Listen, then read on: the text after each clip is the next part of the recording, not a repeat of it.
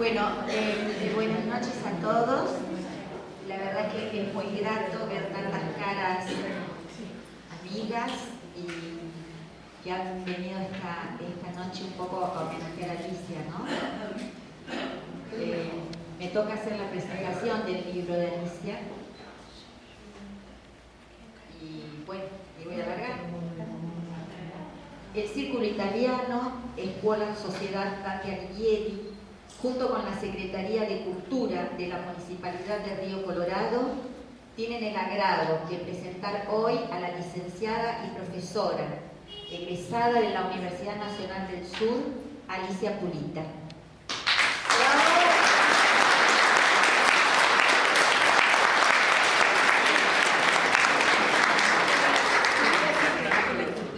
Docente e investigadora, es autora de numerosos libros, informes, artículos, entre los que se destacan Evolución socioeconómica del distrito Adolfo Alsina, antecesor del departamento Pichimahuida, 1879-1915, escrito en los años 1972 y 75.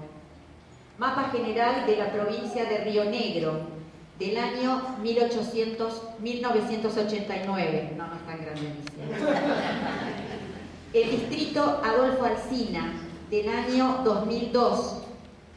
La odisea de un puente en espera de su reparación, en el año 2008. Evocando nuestro pasado, década del 10, año 2009. Álbum Buena Parada, Río Colorado, 1901-2001, en el 2015. Alicia es nieta de un marquigiano y de una abruzzese, que llegaron muy jóvenes al Valle del Colorado, en los albores del 900. Aquí se casaron y aquí nacieron sus hijos y nietos, sin regresar nunca a su patria, pero sin cambiar su nacionalidad. A ellos, sus abuelos paternos, dedica la autora su nuevo libro, Los italianos en el Valle del Colorado, en el que proyecta las vivencias profundas que formaron parte de su infancia al integrar una de las familias italianas pioneras de este valle. El amor a la docencia, a la investigación y su inagotable motivación interna hicieron que la autora, mientras viajaba desde la ciudad de Viedma para dar clases de italiano a un grupo de alumnos, gestionara la creación del Círculo Italiano de Río Colorado, constituido el 3 de diciembre de 2002.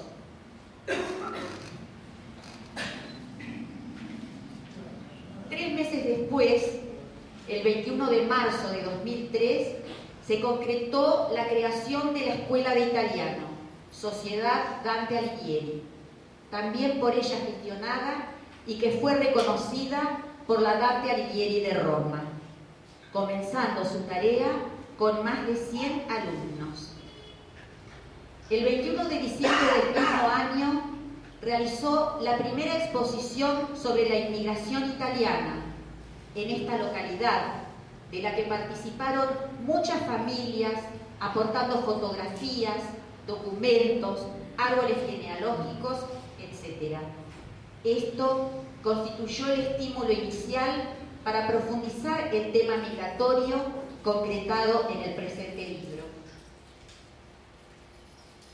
El libro hace referencia a las familias de inmigrantes que se asentaron en este sector de la provincia de Río Negro, comprendido entre el meridiano quinto y séptimo de Buenos Aires, desde la incorporación de estas tierras al patrimonio nacional hasta los albores del siglo XXI. El trabajo está subdividido en tres partes, delimitadas por las guerras mundiales. Esto permite individualizar, por orden cronológico, su arribo a la zona en estudio y el aporte que realizan para el desarrollo político, sociocultural y económico de la región. La licenciada Alicia Pulita pretende con esta publicación rendir un homenaje a todos los inmigrantes que contribuyeron con su esfuerzo a forjar nuestro presente y aspira a reactualizar en las nuevas generaciones los valores que sustentaron su vida cotidiana: el trabajo, la unión y la solidaridad. Con fecha 14 de septiembre del presente año, el Consejo Deliberante de la Ciudad de Río Colorado declara, artículo 1, de interés municipal, comunitario y social, el libro Los italianos en el Valle del Colorado, realizado por la licenciada Alicia Pulita.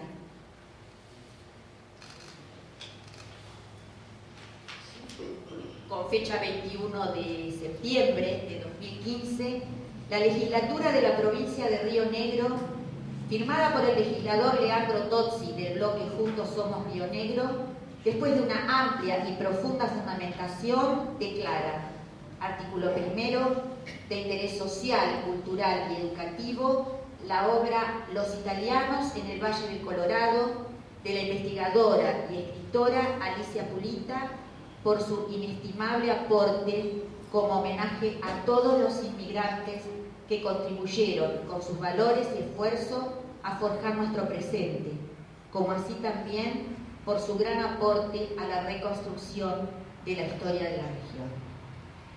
Estos documentos los vamos a dejar, las declaraciones de interés, tanto de la Municipalidad de Río Colorado como de la legislatura, porque tiene unos fundamentos muy completos e interesantes para el que quiera leerlos.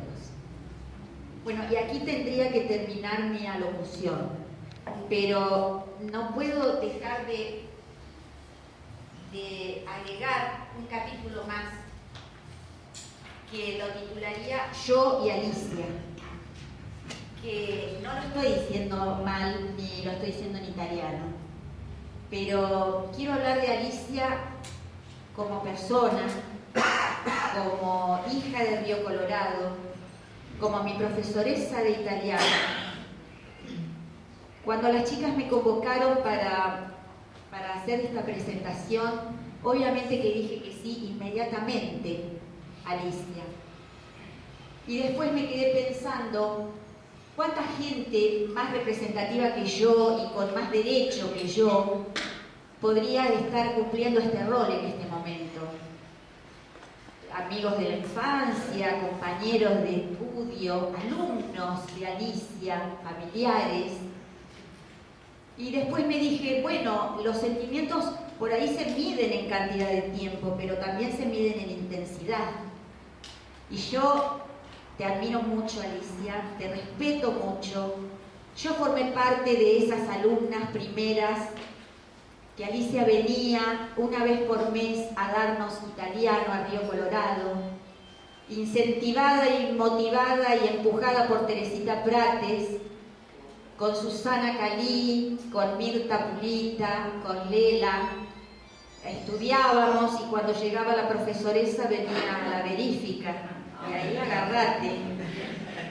Como habrá sido con todos los alumnos que tuvo Alicia como profesora en Río Colorado.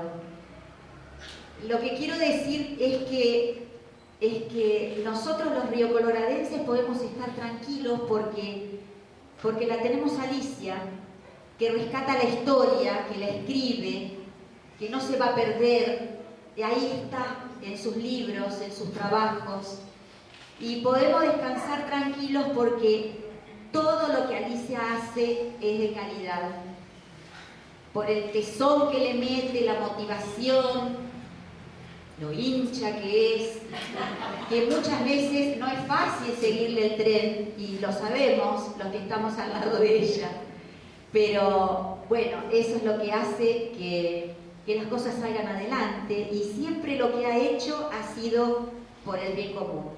Ahora los dejo entonces con la licenciada Alicia Pulita.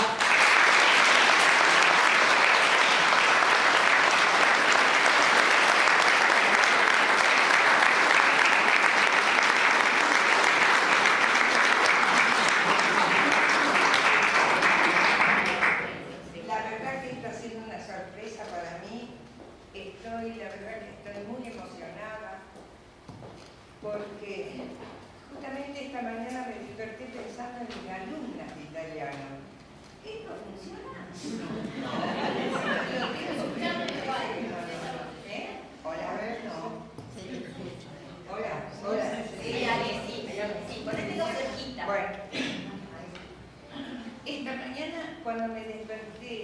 empecé a pensar en mis alumnas de italiano. Yo venía una vez por mes, estuve viniendo 3 años, una vez por mes, con una metodología que había ideado porque teníamos un solo encuentro mensual. Y cuando terminaba el año iba a la rendir a la Dante Alighieri de Viedma. La verdad que tuve muchísima satisfacción con estas alumnas. Y son las alumnas que hoy están y las que formaron la escuela. Las que formaron la escuela de italiano.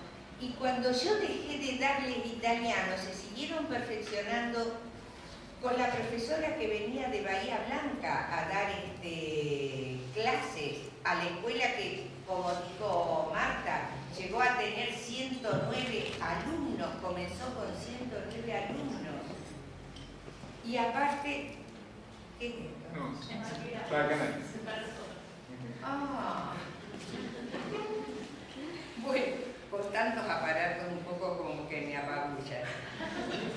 Y fueron estas alumnas y la profesora que daba clases en la Escuela Dante Alighieri de Río Colorado, que desgraciadamente este año se tuvo que cerrar porque no tiene espacio, con todos los albañiles italianos que tuvimos y no tuvimos un espacio para que la escuela funcionara, se tuvo que cerrar y la profesora que daba clases a los últimos chicos se formó en la Escuela Dante Alighieri de Río Colorado.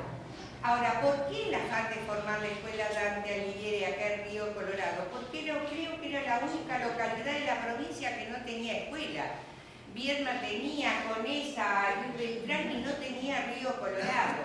Y bueno, se creó el círculo porque tenía que estar apoyada por una institución y se creó la escuela y siguió trabajando hasta este año.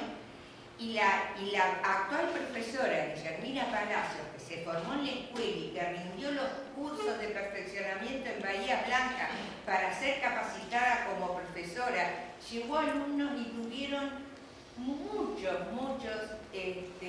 reconocimientos por parte del consulado y de las autoridades en Bahía Blanca. Bueno, la verdad que estoy emocionada, no pensé que iba a venir tanta gente. El trabajo de investigación es muy solitario, es muy arduo, es muy difícil. Cuando tuvimos que hacer las invitaciones, la mayoría de mis informantes habían fallecido. Bueno, para mí fue terrible, pero yo puse todo mi interés en tratar de publicar este libro antes que la década del 20, porque en el libro de los italianos, a través de la llegada de los italianos y el aporte que hacen los italianos al desarrollo político, sociocultural y económico de la zona, vamos a ver todo el desarrollo de esta zona del Valle del Colorado desde 1880, después que termina la campaña al desierto, hasta los albores del 2000. Y quería yo dejar este homenaje a los italianos porque verdaderamente los italianos y los inmigrantes que vinieron a hacer la América son los que forjaron este país. Cuando ustedes lean las historias de vida, yo no puedo hablar de cada familia hoy, pero cuando vean las historias de vida, lo que trabajaban de sol a sol, me decía una entrevistada, mi padre trabajaba de estrella a estrella porque era impresionante, pero no solo trabajaba la mujer, el hombre, trabajaba la mujer, como lo sabe Dante con su madre que quedó viuda, como lo sabe Enzo, con su madre con 12 hijos, que cultivaba la quinta y venía a vender las verduras al pueblo. Trabajaban las mujeres y trabajaban los hijos. Yo que empecé a dar clases en la escuela de la colonia, en la década del 60, me acuerdo que las clases teníamos que esperar que los alumnos fueran porque tenían que presentar, porque tenían que ayudar a sus padres en la cosecha y en la vendimia. Eso lo saben todos. Entonces, ahora que se ha perdido tanto la cultura del trabajo, que hay tanto asistencialismo y planes y demás, venían los italianos, a lo mejor no tenían casa, se armaban una casucha con chapa y paja, y después hacían el adobe.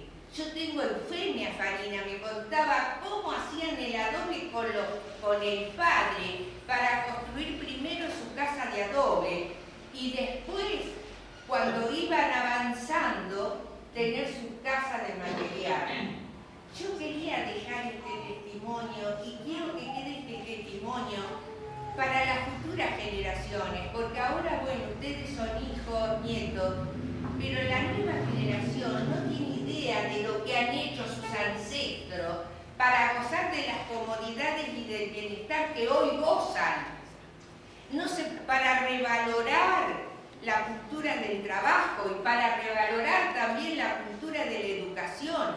Uno de los italianos que no sabía el castellano se anotaba en cursos por correspondencia para aprender el idioma y tuvo una participación activísima en la cooperativa de productores.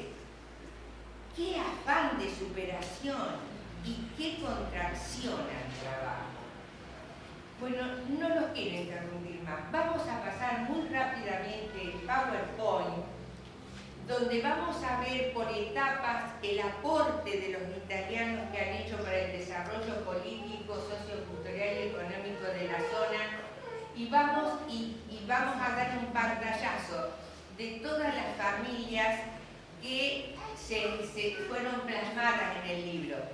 Desde ya que acá se detectaron más de 600 apellidos italianos, porque yo encontré los padrones electorales en el archivo histórico de Río Negro, y los que votaban eran los hombres, y acá hasta 1945, hasta 1955, cuando se provincializa Río Negro, acá se votaba únicamente concejales municipales. Entonces, los datos que me dieron la familia, no crean que yo lo transmití como un cuentito. Yo lo comparaba con los documentos que tenía yo. Si me decían, como Ángel que me decía así, mi abuelo vino en el 28, y yo miraba en el censo, y sí, los Toni habían entrado en el 28. Lo comparaba con los documentos que yo tenía. Y aparte, no podía escribir de toda la familia. Escribí de aquellos que espontáneamente me acercaron su información y me acercaron las fotos de la familia. Y otra de las cosas que hemos hecho en el libro se transcriben todos los apellidos italianos encontrados acá por etapa y el lugar de procedencia, para saber el lugar de procedencia, que en algunas familias decían, de esto no se habla, y más si el italiano había participado en la Primera o en la Segunda Guerra Mundial, no quería acordarse de lo que había pasado en Italia. Aparte, conseguir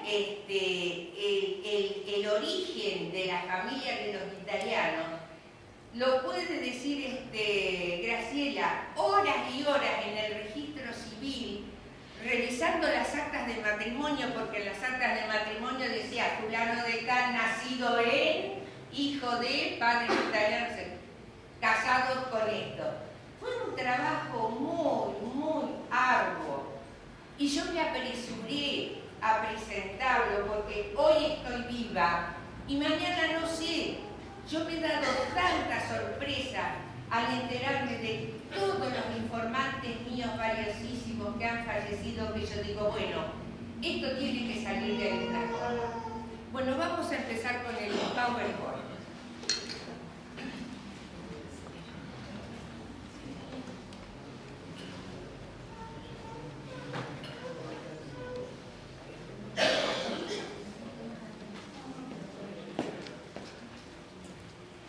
Bueno, esa es la dedicatoria que ya la leyó, esta dedicatoria ya la leyó a mis abuelos paternos, don Pedro. Bueno, esta presentación del libro se las voy a leer porque yo a veces soy muy directa, soy poco diplomática para decir las cosas, pero yo tengo una amiga acá en Río Colorado que interpreta poéticamente lo que yo quiero decir.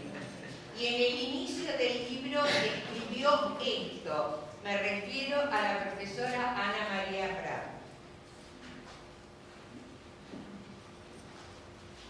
Dos momentos de la historia, dos escenarios, dos vertientes.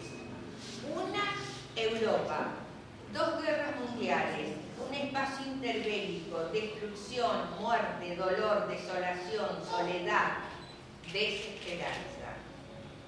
La otra, América, Argentina, Río Colorado, posibilidades, trabajo, familia, recuperación, ideas e ideales, ilusiones, lejanía, desarraigo afectivo, pero mucha esperanza. Empezamos, el libro está dividido en 3 etapas. Primero, el marco de la gran inmigración, o sea, qué pasaba en Italia, en Argentina y en el Valle para atraer población. En Italia, ustedes saben que Italia estaba ocupada por, era un reino, el único reino italiano que existía era el reino del Piamonte-Cerdeña. El norte estaba ocupado por Austria, el sur por los españoles, que estaban los estados pontificios al centro, y se despierta el nacionalismo, significa Italia, e Italia se unifica en 1870. En 1870 se unifica Italia cuando llegan y proclaman Roma capital del nuevo reino, porque Italia nace como reino.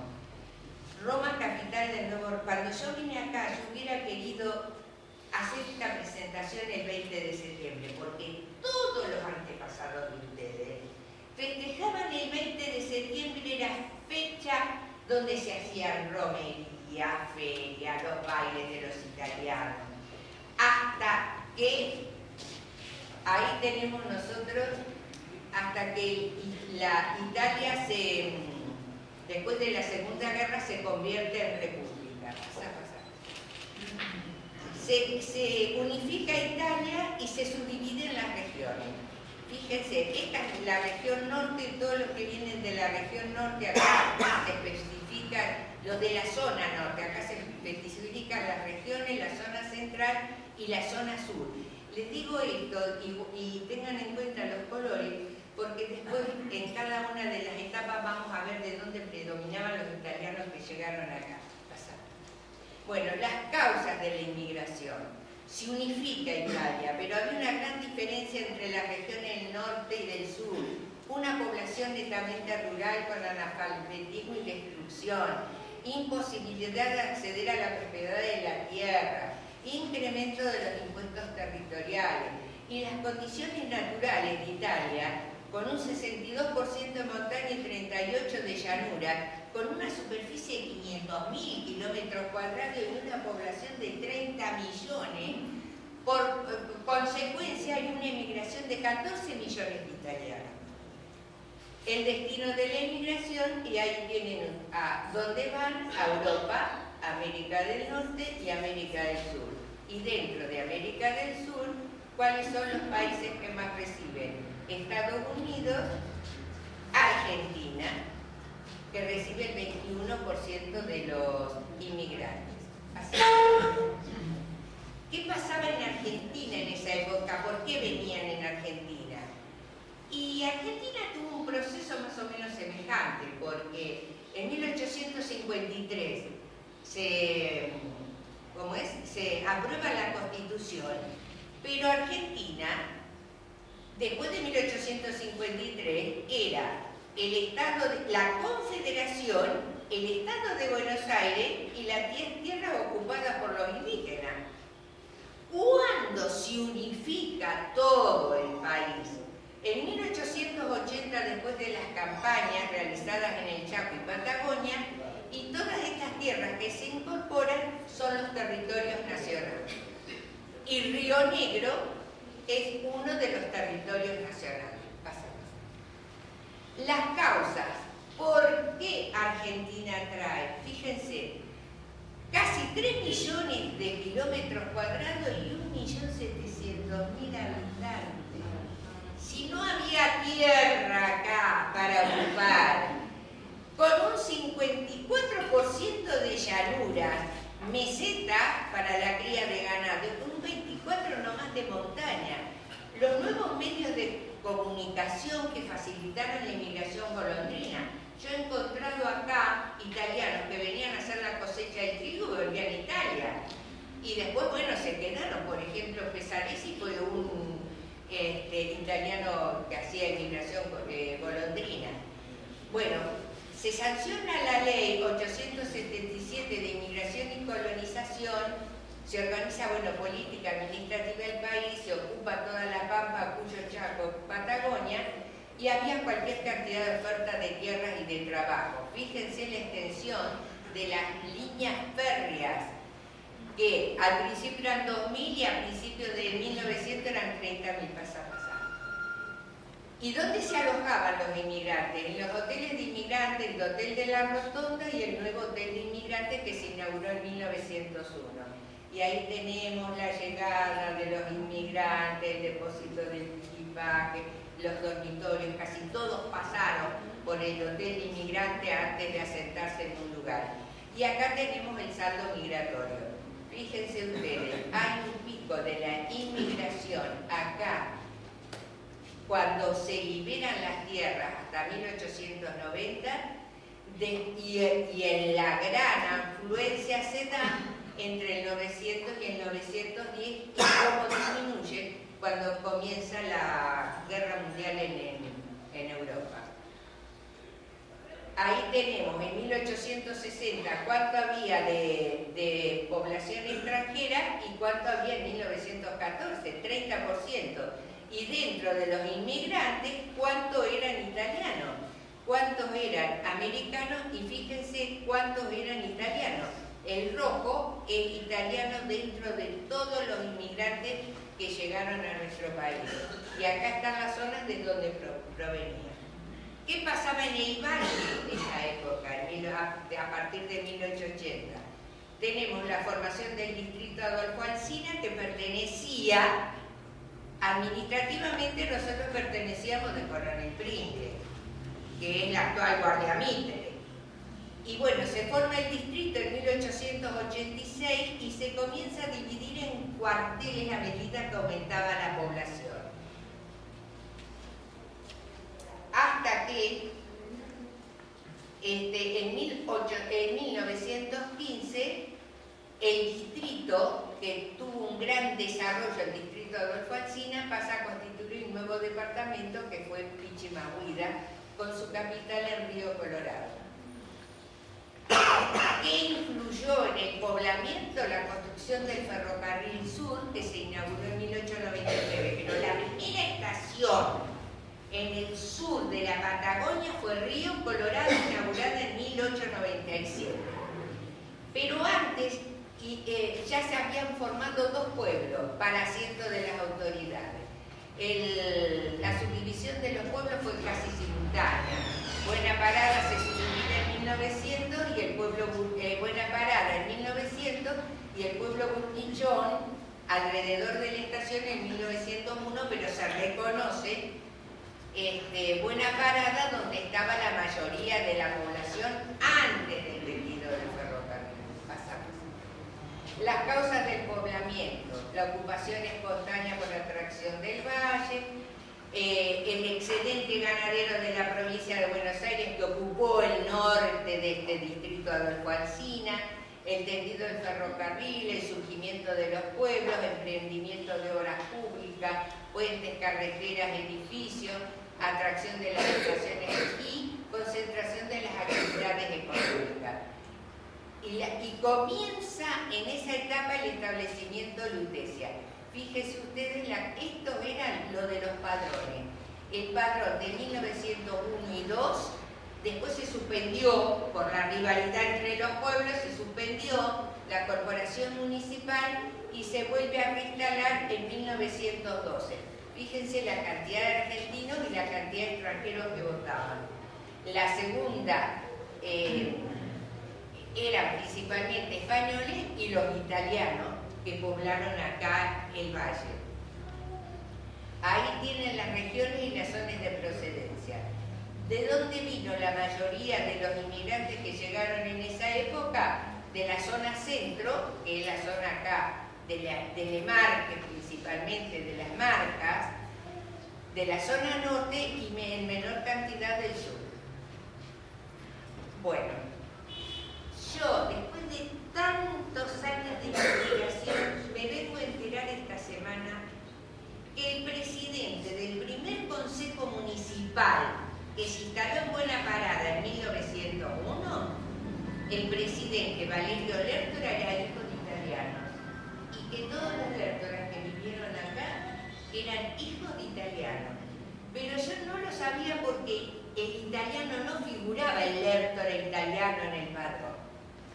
El jefe de correos y telégrafos de Buena Parada, Antonio Bonito, italiano. Acá tienen todos los edificios, la municipalidad, la estación, el puente carretero. En la mayoría de estos edificios, en eso participaban italianos. Y tengo uno. Tu papá, José, me dijeron que Nunzi, Abramo Nunzi, cuando llegó a la Argentina, estuvo trabajando en la construcción del puente carretero. Hasta eso pudimos localizar, pasar. En el aporte sociocultural, la escuela primaria, donde funcionó la primera escuela del pueblo, la 14, el edificio era de Colombo Benini. Hacían las romerías italianas. Y el que venía a misionar a la zona, desde la zona de Pedro Luro, el padre Pedro Bonacina, que evangelizó, era la asistencia que tenían los católicos acá en el distrito, compró las tierras y todavía figuran a nombre de Bonacina, donde está la iglesia en Villamitre, y construyó la primera capilla que se inauguró en 1908. Y esta capilla, la primera capilla, se la llevó la inundación. ¿Y en qué se dedicaban los que vinieron? Eran principalmente horneros, albañiles, constructores, herreros, ahí tenemos la herrería de Benini, la de Del Soto, carreros, mercachifles, todos relacionados con las actividades relacionadas con la estación. Pasa. Bueno, antes de 1900 se detectan dos familias. La familia Vita. Yo consulté el censo en 1895, los originales, donde aparecen, no había ninguna población en 1895 porque aparece el cuartel, aparece el distrito Adolfo Alsina con sus cuarteles. Y el primer italiano que detectó fue Miguel Vita, que era criador, y nace una hija de Miguel Vita una hija de Miguel Vita en Buena Parada. Aquí tenemos la familia Vita. En la primera década del 900 viene Adriano y Felipe Vita, que eran sobrinos de este Miguel y se hacen acá con la carpintería. Son los que construyeron el galpón de chapa y hierro en la estación, que luego fue derribado. Y fíjense, la familia de Vita, de Felipe Vita,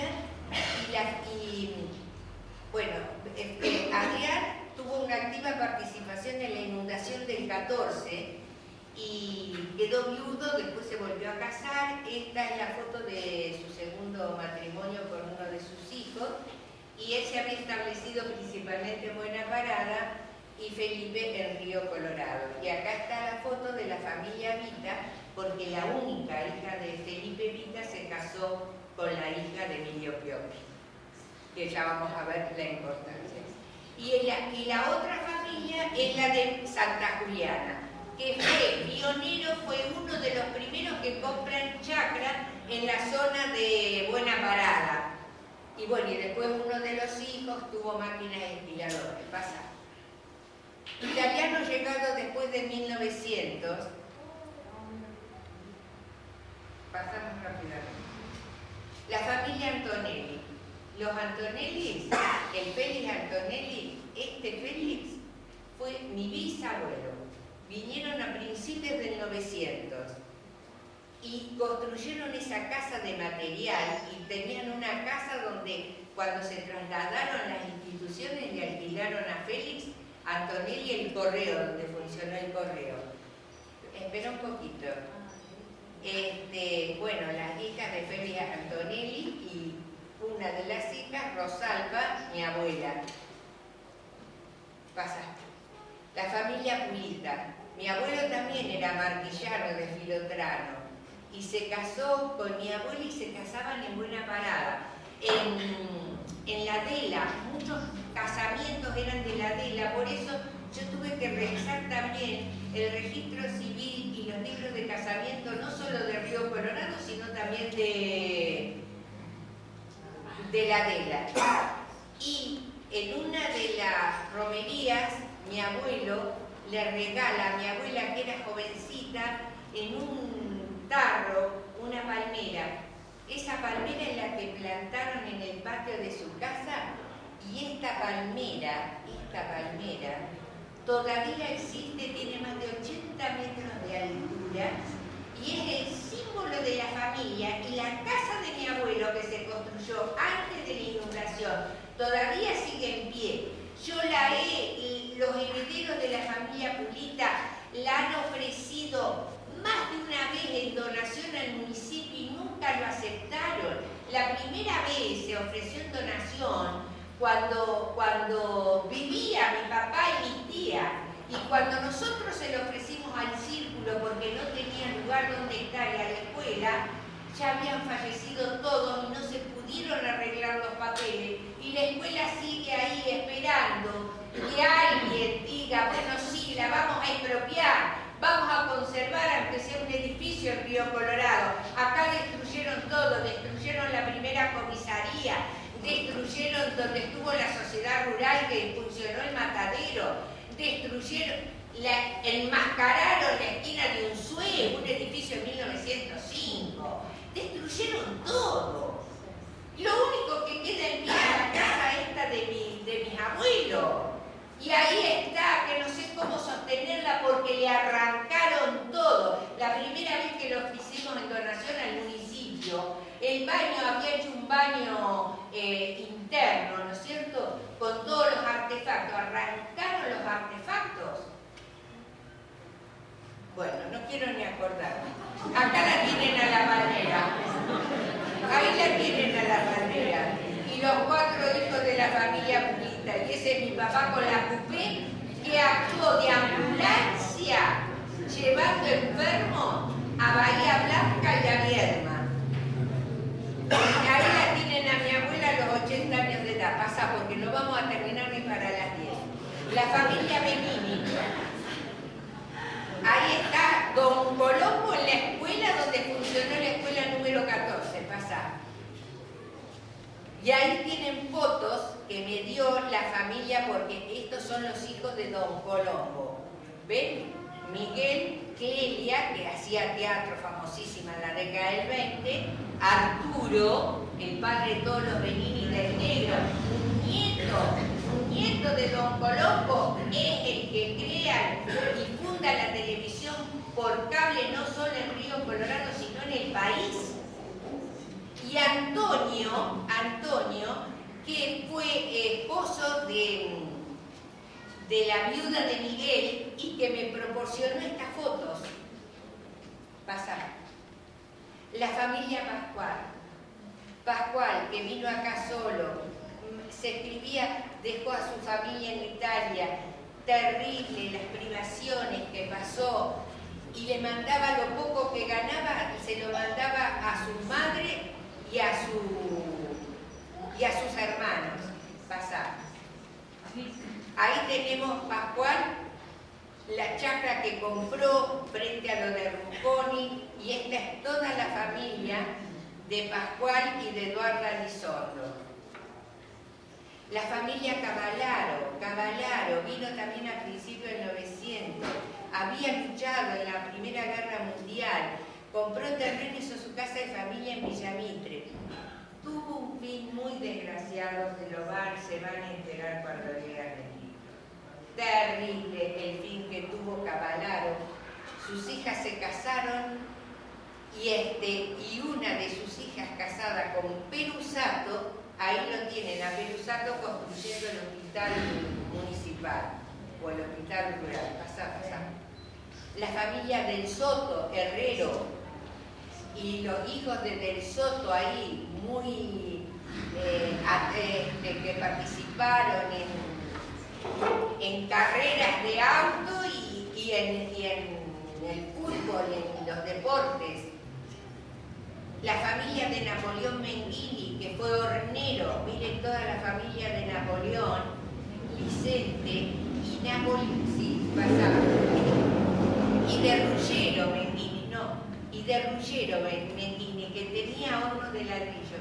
Y una informante, Matilde, fue informante mía, casada con Baquia, que fue enólogo acá, me decía, nosotros vivíamos en el horno de ladrillo de papá, que estaban en la curva que va al cementerio, donde está el cartel que dice Buena Parada. A la mañana nos despertábamos con roncha de la cucaracha dice, pero en aquella época no existía el mal de Chagas, o sea, las hinchucas, picados por las hinchucas, terrible, y cómo ayudaban al padre a hacer los ladrillos para hornearlos. Pasa. Finocharo, la familia Finocharo, y el hijo de este Finocharo vivió donde fue el que plantó los eucaliptos allá donde está el matadero, y después compró, vos no lo sabés, compró donde estuvo ahí en el sector Quinta Buena Parada, que puso una bodega. Esa bodega que puso Finocharo, Rosario, después se la compró Herrera, y a Herrera se la compró Prates. O sea que el primero que empieza con una bodega artesanal fue Finocharo, y el hijo de Finocharo, que fue el primer intendente, el primer presidente del Consejo Municipal cuando se provincializa Río Negro. La familia Evangelista, ahí está toda la familia Evangelista, que fue mercachifle y que construyó el Hotel Italia, y el hijo que juntó todos los elementos y demás, un hijo de italiano, se preocupó con todo lo que había juntado Evangelista. Se forma el Museo Histórico Regional, inaugurado en el 86, pero actualmente no existe, se desmanteló. La familia Ochipinti, y ahí tenemos todos los hermanos Ochipinti, con la madre, la Turtolichi, porque vino viuda ella con sus hijos. Ahí lo tenemos a José Ochipinti, con sus hijos varones italianos, ahí hay uno de los hijos italianos, y uno de los hijos italianos de José Francisco Ochipinti es el que puso la primera fábrica de calzado de cuero y lona, que fue única en Río Negro. Marca Aeroplano, las zapatillas de Francisco Ochipinti. Ángel Ochipinti, otro de los hermanos Ochipinti que tenía la quinta ahí en el sector de Buena. Me decía Rosalito, el hijo de Ángel, dice, regamos con baldes, hasta que por último hicimos la construcción del canal chico, y cada uno de los que tenían chacra excavaban de acuerdo a la cantidad de hectáreas que tenían para poder llevar agua y poder producir verduras y frutas y eso que después vendían en el pueblo. Y Rosario Ochipinti, el otro hermano, el padre de Carlos, un gran informante mío, Rosario, bueno, también llegó, se casó acá y me decía, dice, empezamos a hacer la casa y todos los italianos los fines de semana venían a ayudar para levantar las paredes. Y Carlos, el hijo de Rosario, me decía, todos los italianos sin aprender albañilería son albañiles y la viña la llevan en la sangre. Y eso es cierto, eso es cierto. Y la familia Giretti, Carrero, como mi abuelo, llevaban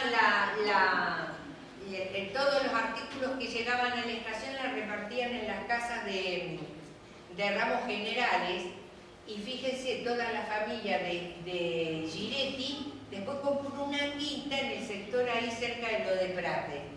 El hijo, Américo, fue uno de los primeros que comienza con la reconversión del ganado lanar con vacuno, pasado. Y bueno, acá tenemos otro hijo de Giretti, Mariano, Tito, que transportaba, que era transportista y trabajó en la empresa Impresía, en la construcción del Puente Nuevo, y Tito, que fue empleado de correo, y acá la tenemos a Valentina Giretti de Palmieri cuando cumplió 80 años. Y bueno, estas son todas fotos que me han alcanzado a la familia, pasan. Bueno, la segunda parte, en el periodo interbélico. Italia. Después de la Primera Guerra Mundial, surge el fascismo, el nacionalismo. Y Hitler, al principio, parecía que iba a dar mejoras a los italianos y demás. Entonces hubo familias como los Lisitra que se volvieron a Italia en la época de Mussolini, pero después tuvieron 2 o 3 años y volvieron de nuevo acá.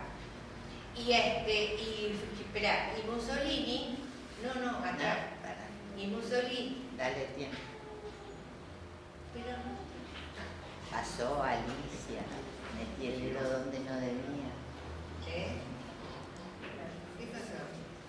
Pero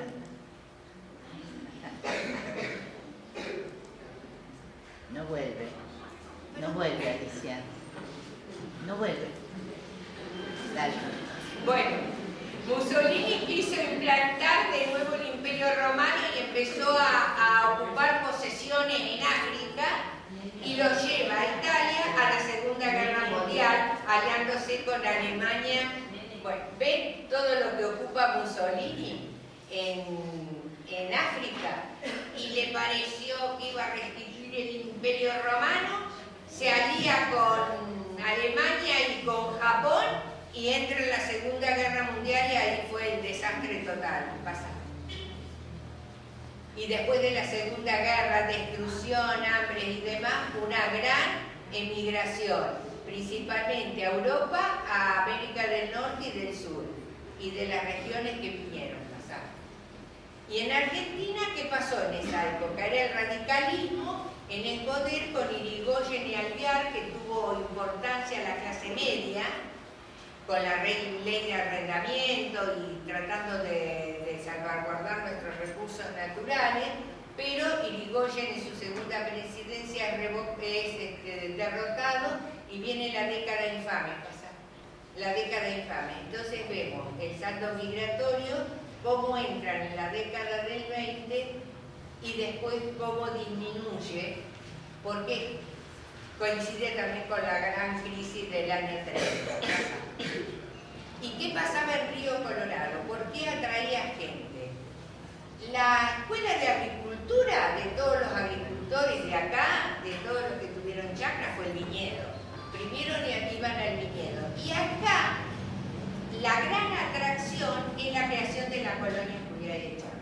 La colonia Juliá y Echarre, que fue la construcción de los canales, fue gestionada por una sociedad anónima de irrigación y se contrata para hacer la colonia a un capitalista que fue Lorenzo Julián y a un técnico ingeniero que fue Juan Echarre.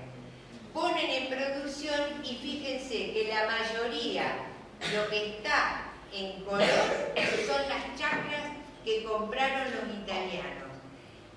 partir de 1925, en 2 años se construyeron los canales. Y a partir de 1925, que se disuelve la sociedad, comienzan a vender las tierras. Y los cultivos que predominaban, por supuesto, como verán, era la alfalfa al principio. Pasa. Ahí es la entrada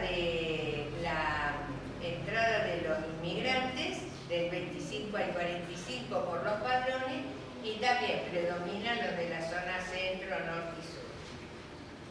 Y el aporte de los italianos a la zona. En el aspecto político, tenemos la creación del periódico La Luz, la aparición del Partido Socialista con Pioppi, que fue concejal municipal, que fue presidente del Consejo en la década del 30.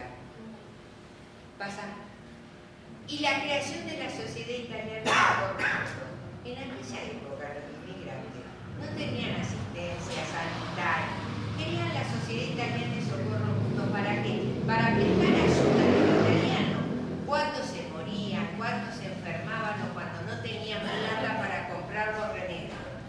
El primer presidente, Bautista Ongaro, y hacían rifas y en un terreno que donó Napoleón Menghini hicieron el Salón de la Sociedad Italiana. En el aspecto sociocultural se inaugura la capilla que está ahora en Villamitra en 1929. El primer cura párroco fue un italiano, Tranquilo Filapelo. Y las escuelas funcionaron en casas de italianos. La 91 en la casa de Ómar y la 46 en la casa de Arleo.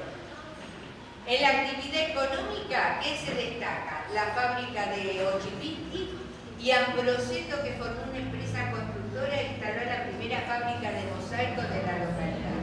Aparte, todos los italianos que llegaron, no hubo nadie que no participara en la construcción de los canales, que se hizo por toma directa del río. Y los canales se cavaban con pala y con pico y pala de buey, se cavaban los canales. Y yo tenía un informante que me decía, mi papá a los 13, 14 años se levantaba a las 4 de la mañana para ir a dar de comer a los canales, a los caballos que trabajaban en los canales. Y comíamos todos los días, tallarines, pero comíamos. La cantidad de italianos y húngaros es el que fue contratado para hacer las obras de arte de los canales, los puentes, las alcantarillas y demás. Y acá está el cultivo de la alfalfa. Y bueno, y la primera, así como ayer yo hablé de una bodega artesanal de Pinochar o de Ochipinti, la primera bodega comercial fue la bodega de Lorenzo Julián. ¿Y quién fue el primer enólogo? Josué Prate, que estaba instalado en la zona de Patagones, que fue a dar clase a la escuela en Pegasini, y venía acá a prestar asistencia acá a la colonia Julián de Chávez. ¿Quién fue el promotor de la creación de la cooperativa de productores? Un italiano, Amadeo Pagliai, que recorrió casa por casa porque no tenían a quién venderle la producción. Y empezaron también, cuando empieza la cosecha de fruto de la uva primero, antes que de las manzanas, los aserraderos para embalar. Y acá hay una foto donde Dante de chiquito ya comenzó a trabajar en el aserradero de Paladini. Bueno, los que llegan, pasando más directamente en la familia. Vamos a hacer muy rápidamente. Echepre, instalado en el viñedo, tonelero y constructor de cascos y toneles. La familia Farina, que vino primero a Juan de Garay, estuvo en el viñedo.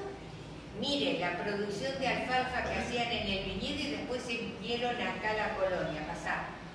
Ahí está toda la familia. Acá está toda la familia Farina. Y Eufemia, ella, me comentaba cómo le ayudaban al padre a hacer los adobes, que eran los ladrillos hechos con barro, secados al sol para hacer la vivienda. Ambroseto, que vino porque era cuñado de Bautista Ongaro, el viejo Gigio Ambroseto. Vino con el hijo, con Santo, ahí lo que está Gigio. Y bueno, formaron la empresa de construcción y construyeron muchos edificios acá.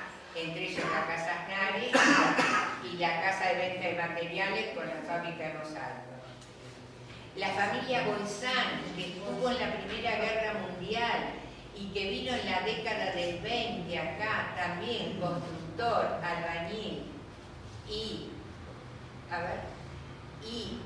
cuando después de la Segunda Guerra Mundial recibe el título de Cavalieri, todos los que habían participado en la Primera Guerra reciben el título de Cavalieri, y Bolzán fue uno con Tesi y Tomasone que recibieron acá el título de Cavalieri.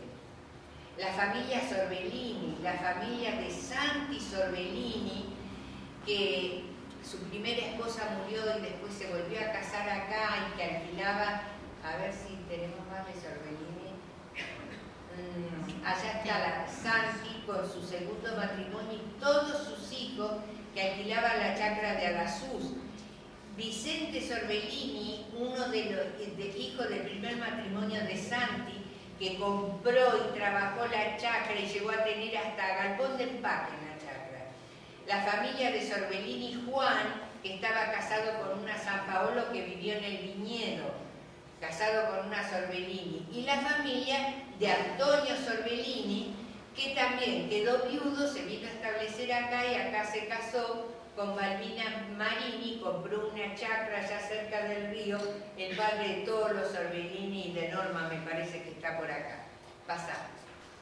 La familia Marín Salta, que vino la mujer viuda con los hijos y estuvieron en el aserradero de Cerri, y cuando se enteraron de que acá vendían tierra, fueron uno de los primeros que compraron tierra acá Marín Salta con Tombesi, que eran como 60 hectáreas.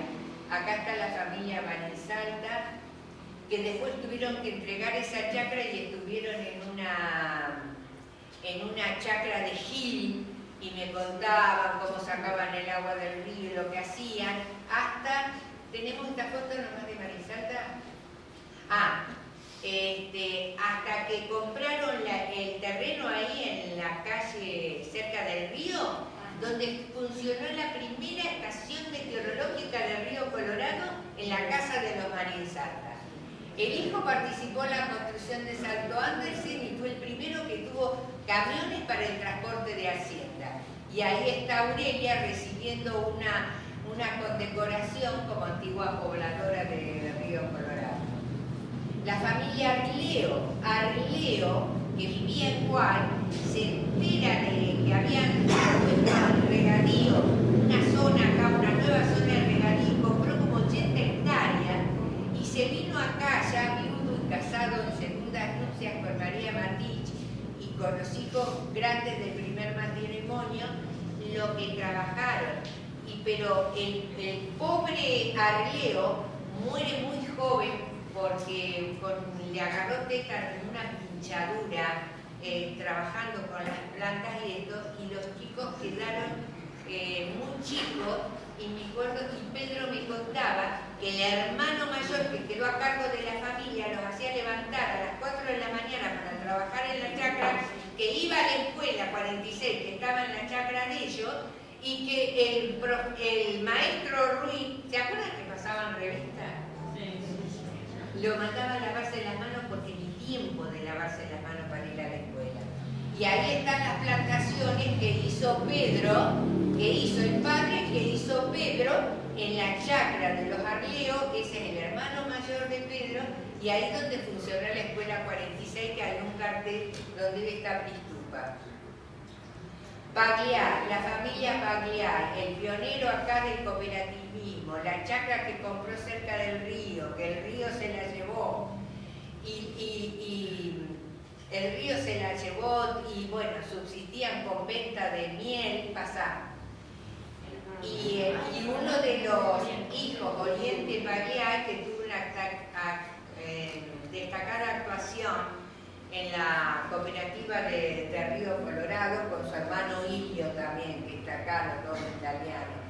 Y cuando se festeja el cincuentenario de la cooperativa, Pagliari estaba de presidente del Consejo de Administración. Los Camiletti, que estuvieron también en el viñedo y que después compraron chacra acá con toda la familia, pasaron. ahí los festejos de aniversario de 80 años de casado y de 80 años, los 90 años de Don Juan. Llegó a los 90 años Don Juan Caminelli, los Michelangeli que estuvieron en el viñedo y que uno de los Michelangeli, Herminio, vino acá a la colonia y fue capataz de la cooperativa.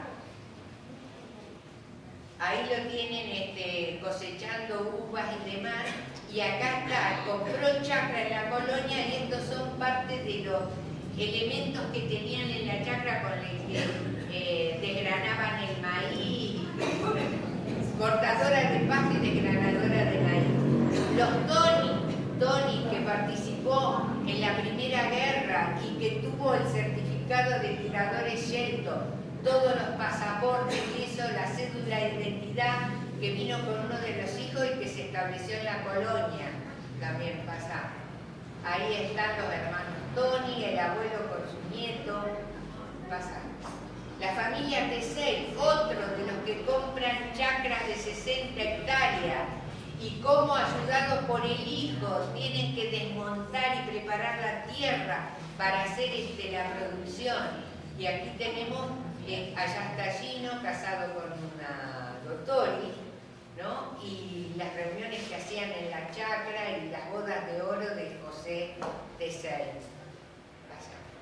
La familia Macaroni. ¿Quién no se acuerda de Macaroni? Macaroni luchó en la Primera Guerra Mundial. Era el que nos despertaba en todas las fechas patrias tirando las bombas, anunciando las fechas patrias. Y me decía la hija que cuando le agarraba la nostalgia y se acordaba de lo que había pasado en Italia, cantaba. Y cantaba Dio muchacho, aparte era de Boca. Y cantaba, pero fue todo un personaje Macaroni. Ahí lo tienen, era chacador, llevaba las valijas, los que llegaban a la estación se las llevaba a los hoteles que estaban enfrente a la estación. Y en homenaje del diario La Región cuando muere José Macaroni. La familia Ferroni y Ripani. Bueno, lo que cuenta Dante de lo que pasó la madre en Italia cuando era chica, iban a la escuela descalzo para no gastarse los zapatos. Cuando se casó, bueno, también fue una pobreza terrible, vinieron acá a Argentina. Estuvieron en Bahía Blanca, después fueron al viñedo, y cuando vinieron acá, al poco tiempo fallece el padre. ¿Quién trabaja para mantener la familia y los chicos desde chicos trabajando para ayudar a la familia?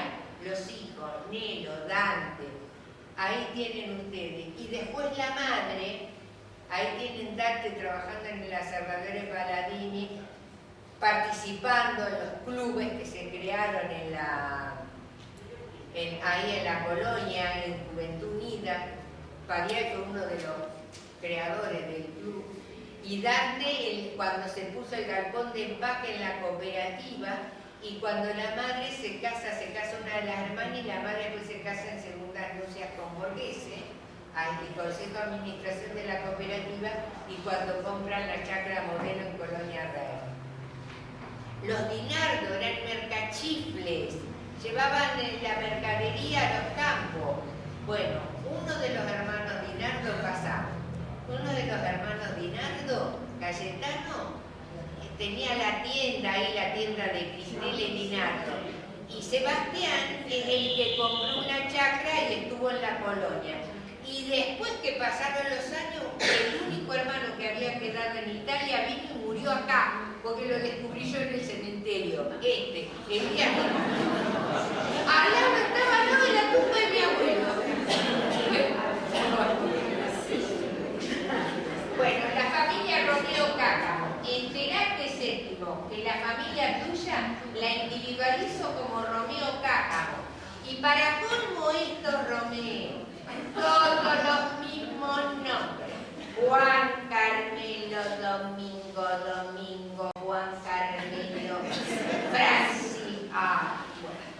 Acá tenemos la familia Romeo Cácamo. Allá lo tenemos a Juan Romeo, que vino. El primero que se estableció, bueno, allá está Juan Romeo, la familia de Juan Romeo, que se estableció acá más o menos en el 40. La de Carmelo Romeo, que vino en el 50 con la Cruz de Caballero y Medalla de Oro, que había participado en la Primera Guerra pasada. Y la familia de Séptimo Romeo. Ahí está el Domingo Romeo con todos sus hijos y esposa, que compró chacra, después compró más chacra, después puso galpón de empaque, después puso frigorífico. Incalculable todo lo que hizo, y ahí tienen un logo de la fruta con el nombre que se comercializaba la fruta del establecimiento. Y estos son los Romeo Palamara, que eran los otros Romeo. El Carmelo Romeo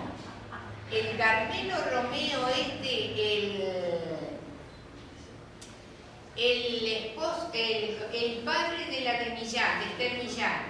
El Carmelo Romeo ese es el padre de la de Millán. Y una de las hijas que se casó con Miracolia, y acá está la familia de Domingo Romeo, que era hermano de Carmelo,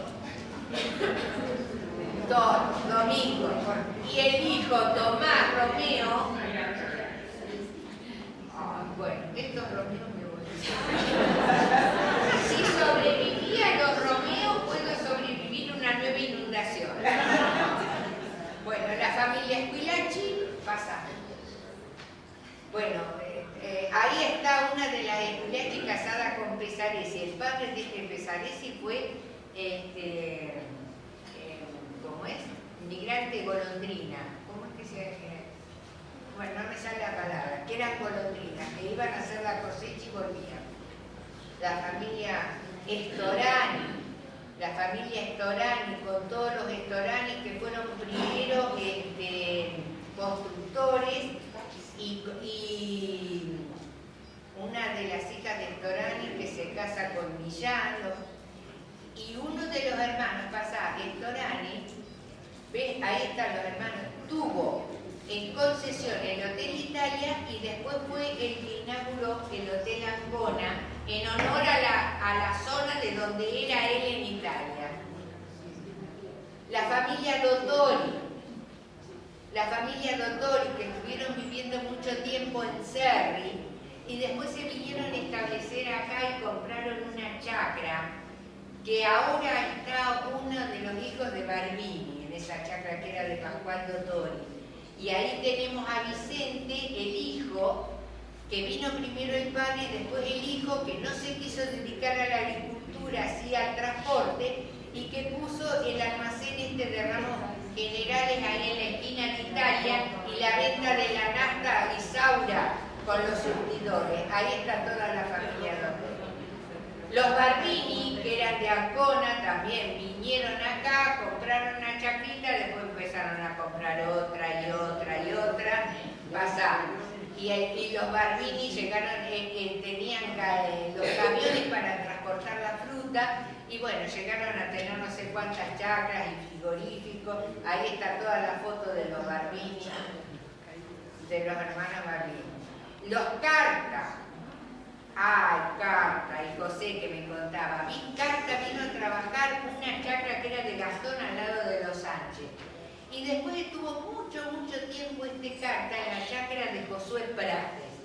Hasta que por último José, mi informante, y me contaba cómo era la vida en la colonia, cómo se embalaba la fruta en la enramada, los bailes que se hacían, que iban caminando. Y ahí tienen, y después compraron una chacra atrás de la escuela 46. Pasar. Los Lisitras. Bueno, estos Lisitras estuvieron en el viñedo, después estuvieron en Italia, pero se volvieron. La familia de Francisco Lisitra y Mario Chipinti, que estuvieron viviendo en la casa que era de Rosales, en Buena Parada, mucho tiempo, cuidando ahí la chacra. Acá está toda la familia Lisitra, con los hijos, las nueras, los nietos. Y el otro Lisitra,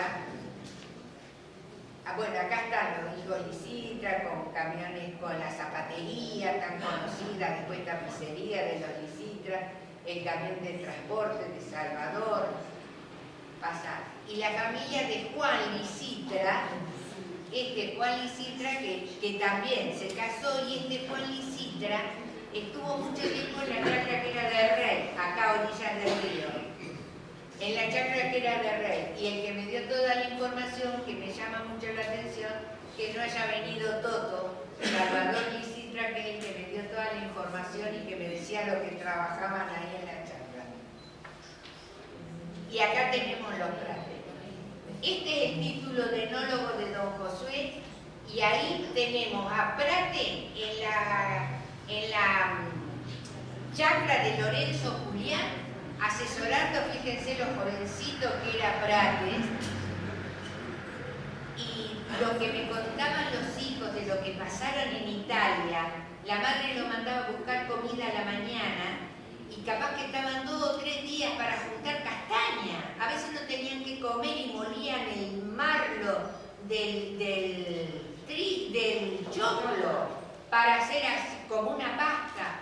Bueno, y vino acá, primero trabajó de albañil en La Plata, Mar del Plata, que estaba un hermano.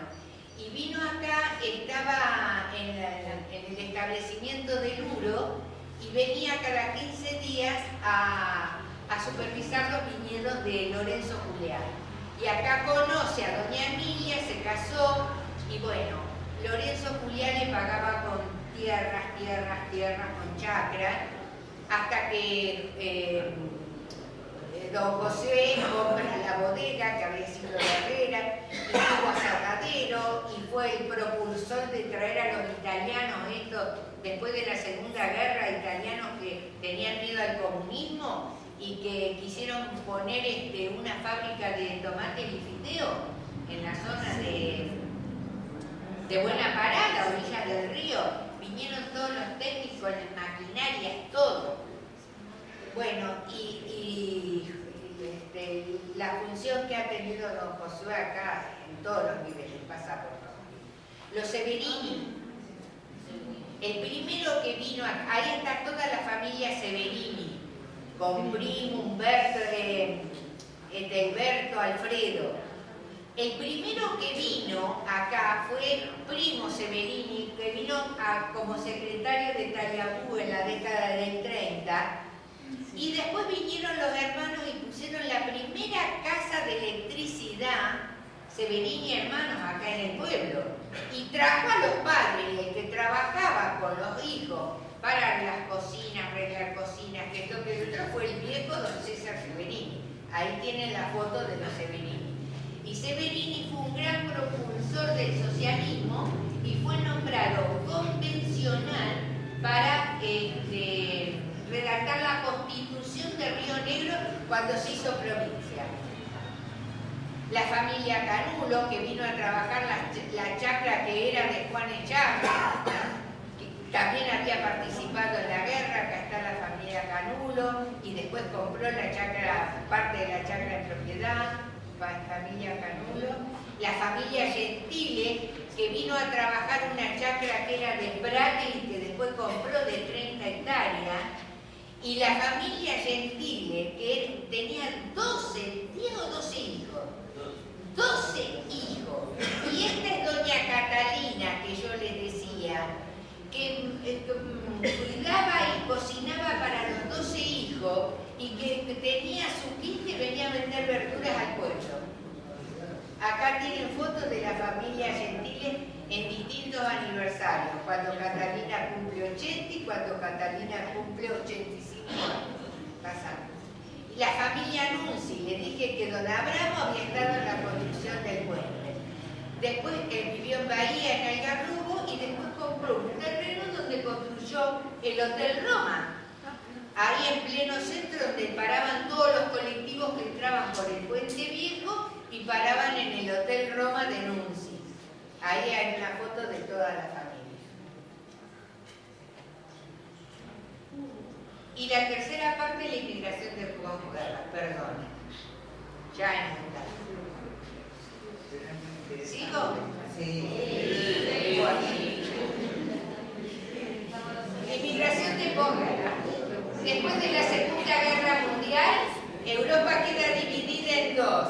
el mundo occidental, el mundo oriental bajo la órbita del comunismo y el occidental bajo la órbita del capitalismo y de Estados Unidos. Pasa. Después de la Segunda Guerra Mundial, Italia adopta la forma de gobierno republicana. Deja de ser reino y pasa a ser una república. Y el primer ministro es Alcide de Gasperi, que empieza la reconstrucción de Italia. Pero había sido tan grande el desastre de la guerra, que emigra muchísima gente. Y ahí tienen ustedes el destino de la emigración de los italianos. ¿Qué pasaba en esa época en Argentina después de la guerra? El surgimiento del peronismo. Y Perón, ¿qué es lo que instala Perón? La tercera posición, ni comunismo ni capitalismo. Tercera posición que nunca llegó a ser una tercera posición, porque siempre es una posición o que va para la izquierda o que va para la derecha. Pero bueno, trajo muchas... El eslogan era tener una Argentina políticamente soberana, económicamente libre y socialmente justa. Entonces, provincializa los territorios nacionales,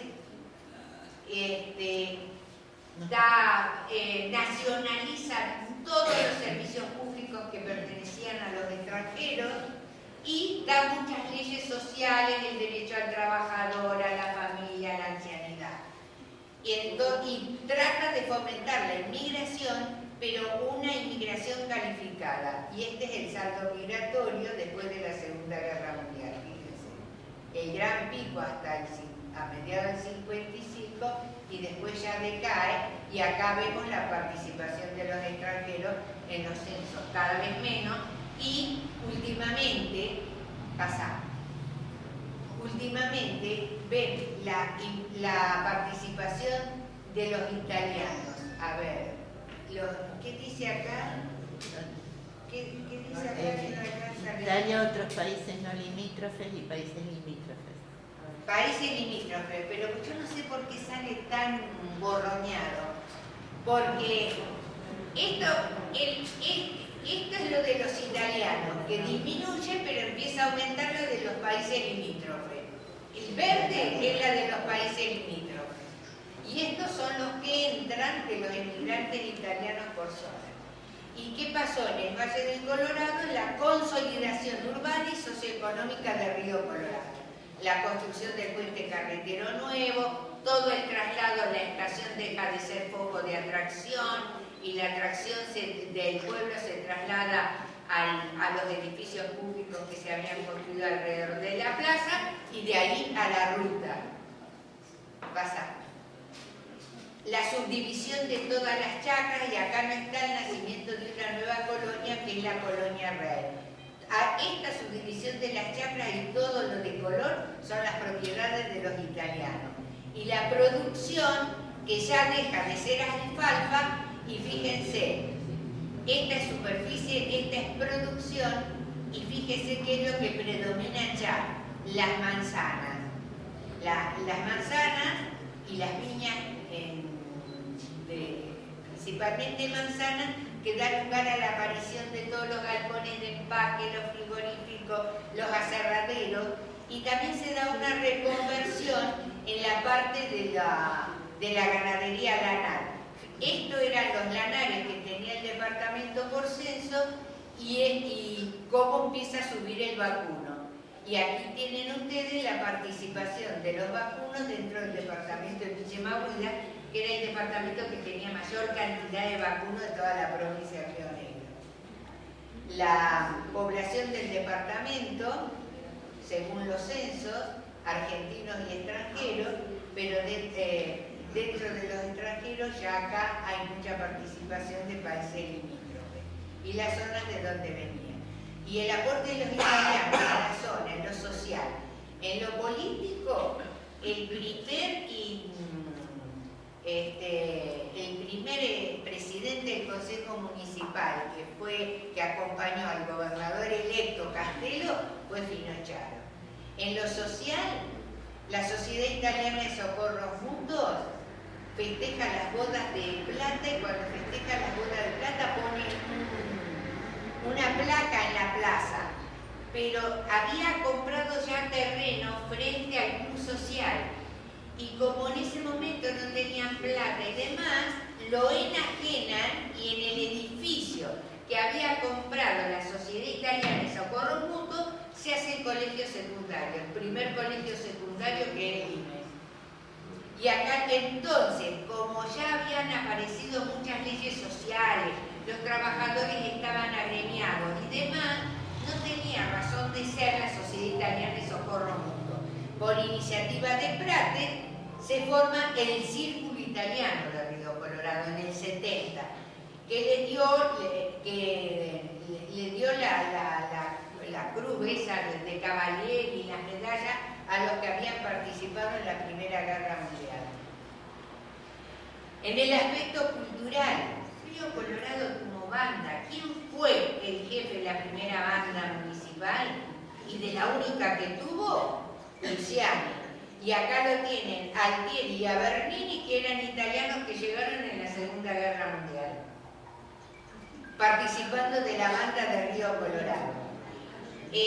Prates, cuando Herrera se va, compró todas las tierras del centro de la colonia. Y esas tierras que compró en el centro de la colonia, Prates dona para hacer la escuela 46, para hacer la sala de primeros auxilios, para hacer la placita esa, donde estuvo la sucursal del banco. Todas esas tierras pertenecieron a Prates y él las donó para una institución de virtud. Y aquí tenemos el hogar de ancianos, también el hogar de ancianos se construye en tierra que se dio un italiano radicado en Colonia Rey, que fue Tonelli. Y acá tenemos el desarrollo económico, la construcción del dique Salto Andersen, que se terminó en el 53 para abastecer de agua y luz acá la colonia. Y fíjense, se terminó en el 53. Los canales que vienen del Salto Andersen se habilitaron en el 86. La central hidroeléctrica que tenía que dar luz a todas las fábricas que habían surgido en la colonia, los frigoríficos, los aserraderos, los galpones de empaque, ¿cuándo se inauguró? En el 2011, con el agravante de cuando se inauguró y se gastó tanta plata en la central de Salto Andersen, el río no tiene caudal suficiente y no alcanza a mover las turbinas para generar energía eléctrica. ¿Lo sabían a eso? Sí. Eso es lo que pasa en este país. Y eso es la diferencia entre lo que pasaba en la década del 20 con los particulares que hicieron los canales con pico y pala de buey, los caballos. Y esto con todas las maquinarias y demás. Y después que hicieron las cuantas empresas que tuvieron acá, los D'Ambrosi y esto, lo otro, para hacer los canales. Después que hicieron los canales, el agua se filtraba. Había que ponerle, no sé, sí, no, porque se filtraba el agua y no llegaba el agua. Y el agua era para regar la colonia Rey, porque la colonia Rey surgió también por iniciativa de particulares y tomaban el agua directamente del río. Entonces se suponía que el agua del Salto Andersen iba a irrigar a las chacras de la colonia Rey. Ahora que llega el agua, no hay nada en Colonia Rey. ¿Quiénes son las chacras que quedan? Son muy pocas. Se han desmantelado. Por eso que yo quería que esto quedara escrito en algún lado, por favor, porque después en la historia de la familia ustedes se van a dar cuenta lo que era. El desarrollo económico, perdóname, a ver, atrás. ¿No pones? Otra vez. Esta es. No sé qué pasa. Nada, que yo puse el dedo.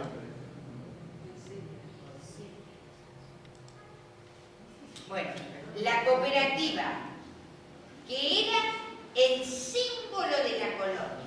La cooperativa de productores, creada en 1933, llegó a tener bodega, galpón de empaque, frigorífico, aserradero y tienda para los asociados.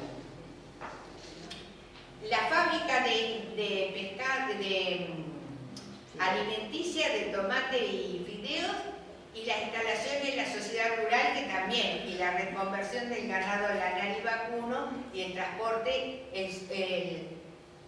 pierde la estación eje en la economía de acá, y bueno, pasa a ser el automotor y las rutas, el centro de atracción, y ahora ven ustedes que todo el poblamiento se va para la ruta. En su momento, cuando se hizo el puente carretero nuevo y la ruta asfaltada, la 22, que antes atravesaba todo el pueblo, cruzaba el puente carretero viejo, venía por la calle Alén y después salía por la San Martín. Dijeron, no, las rutas tienen que estar alejadas de los poblados.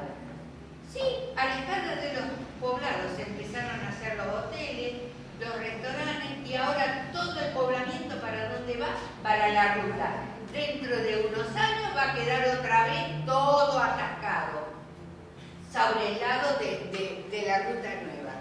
Bueno, ¿qué familias tenemos? Bueno, la familia Pilotti.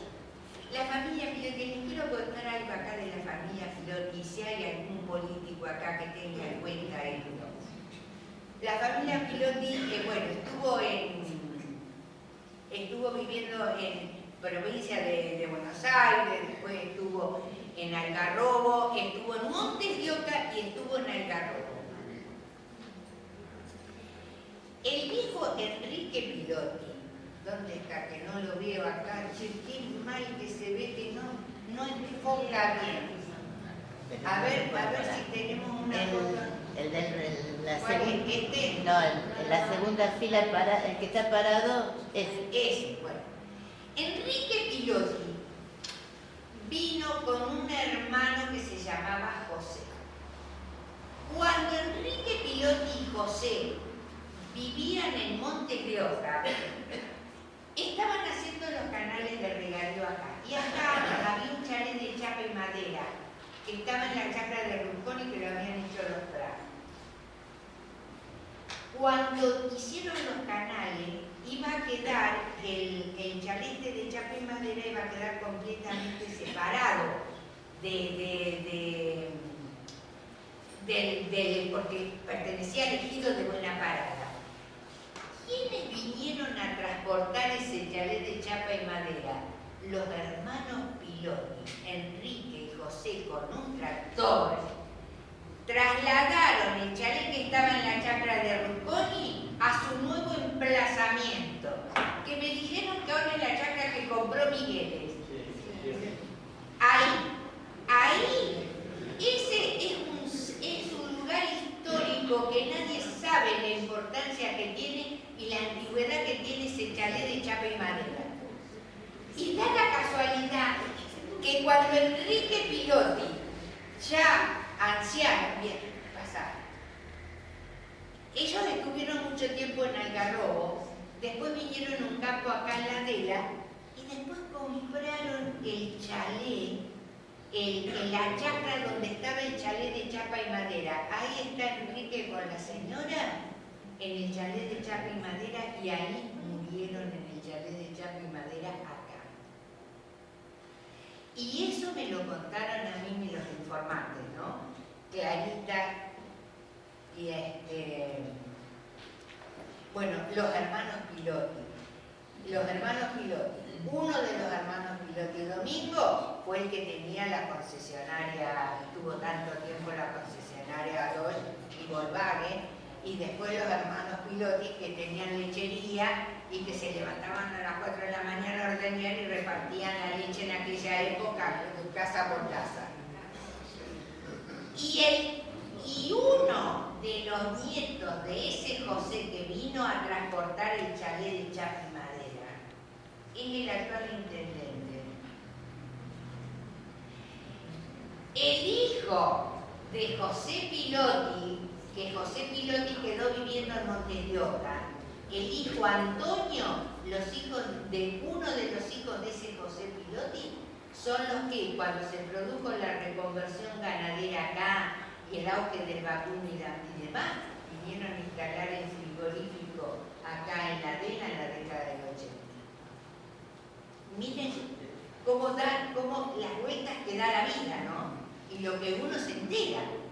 Porque yo lo fui a ver a don Antonio, el padre del descendiente. Él capaz que ni lo sabe, pero bueno. La familia Sorgo, que estuvo en Regina y después compró chacra acá, que era parte de la chacra que era de Juan Echarren, y que tuvo una bodega muy famosa, era la bodega artesanal por su vino. Y un hermano de este Sorgo, el que puso la fábrica de tejido después de la Segunda Guerra Mundial en la zona de Villarrica. Ahí está el logo de los Sorgo y el hijo con la madre, que era una Basiaco, en la chacra acá de la colonia Julián.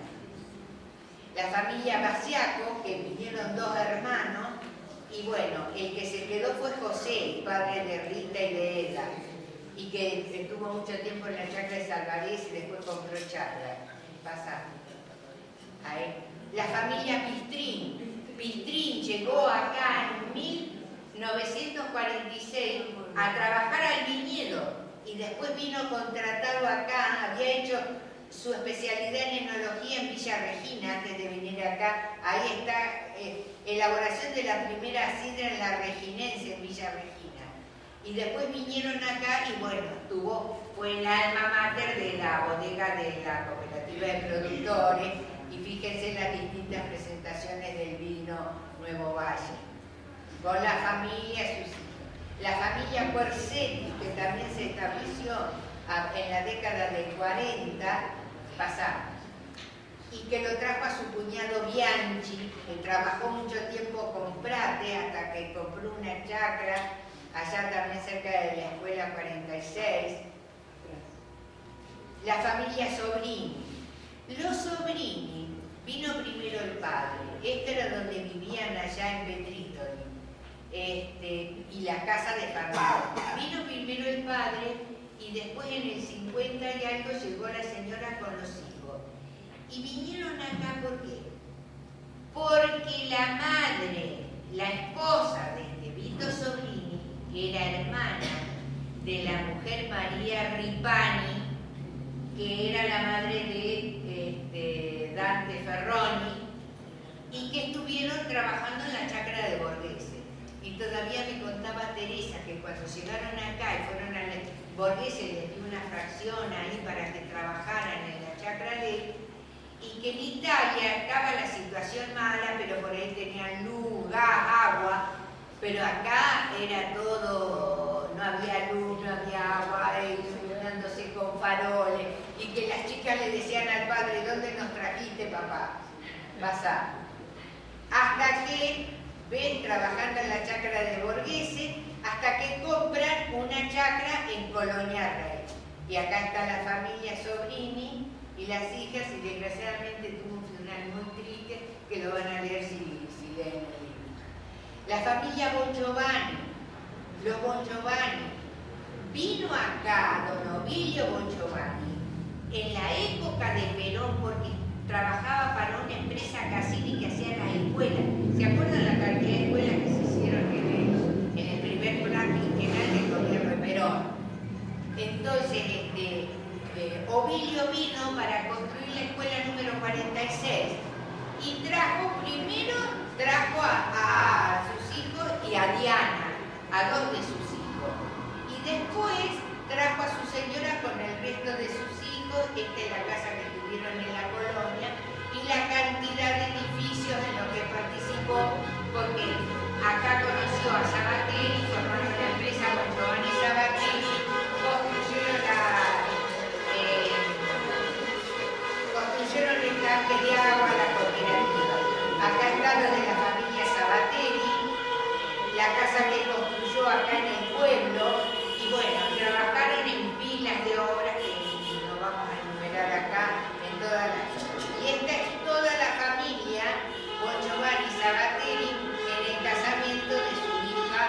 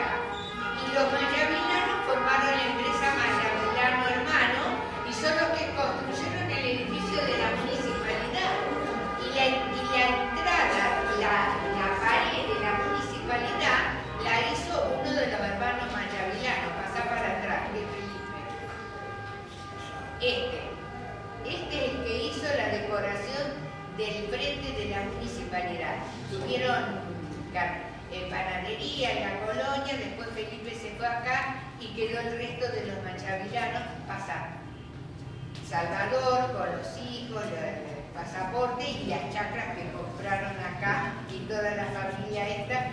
La abuela esta, María Bonini, todavía vive con 90 años. Los machavillanos, esto que dice la familia Posobón. Ah, la familia Posobón. Ah, yo hablé con José. José vino a Mar del Plata. En Italia conoció a Tondelli. En el campo de concentración después de la Segunda Guerra conoció a Tondelli. Y se vino a Mar del Plata donde conoció a su señora. Pero él quería tener tierra. Y acá también. Y compraron una chacra que era de Sáenz, que estaba sin producir. Bueno, la tuvieron que poner, trabajarla, y la mujer decía, ¿dónde me trajiste? Decía, porque la que sufrió fue mi señora, porque venir de Mar del Plata, una ciudad donde en esa época tenía asfalto, luz, y venir de una chacra sin luz y sin agua potable. Bueno, y acá están los hijos de Posobón, y Posobón llegó a tener también galpón de empaque en su propiedad. La familia San Paolo. Los San Paolo, que la hermana estaba casada con un Sorbellini en el viñedo. Bueno, Sobrini. Era la señora de ella. No, Sorbellini. Pero anterior a San Paolo.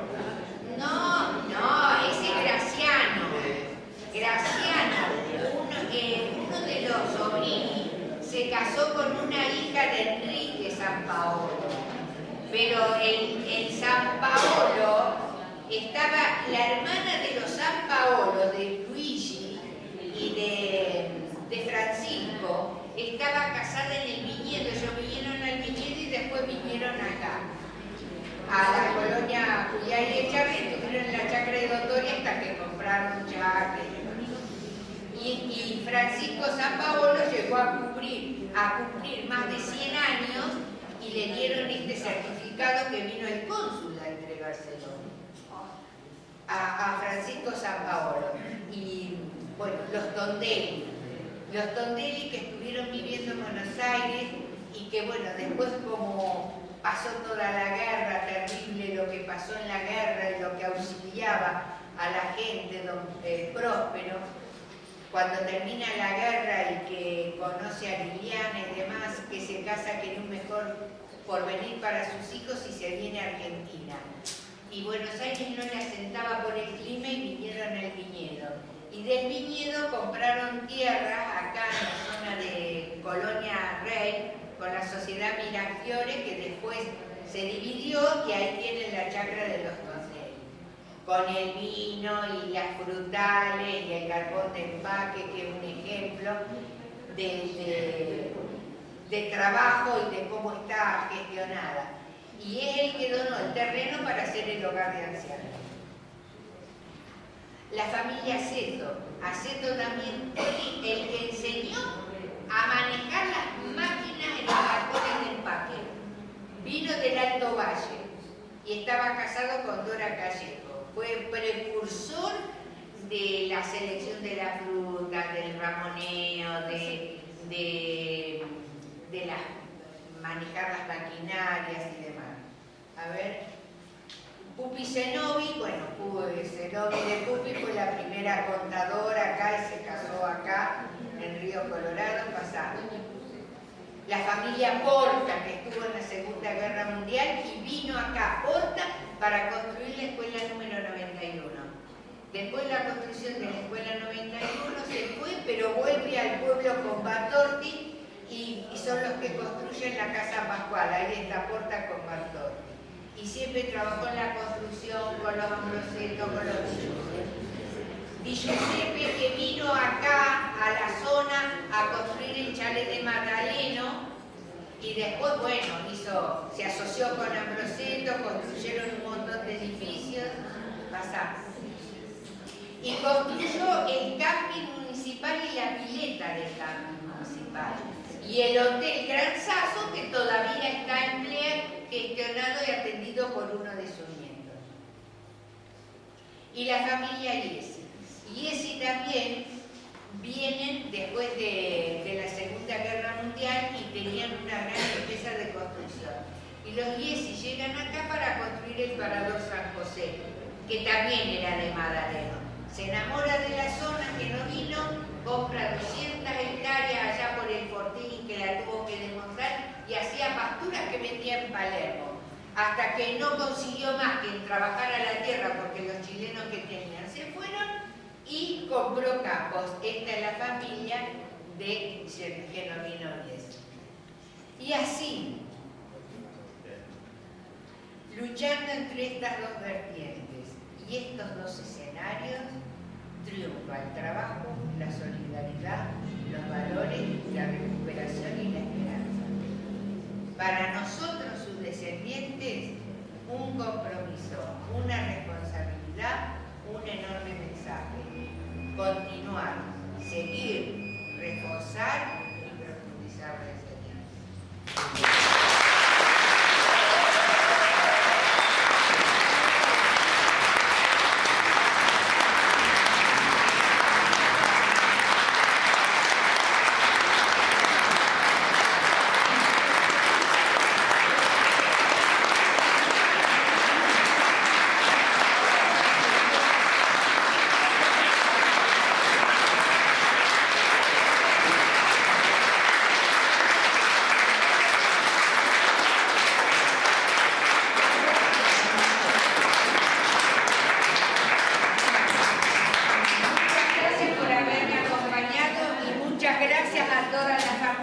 Personas, instituciones que aportaron tanto fotografías y colaboraron con la realización de este trabajo. Y perdón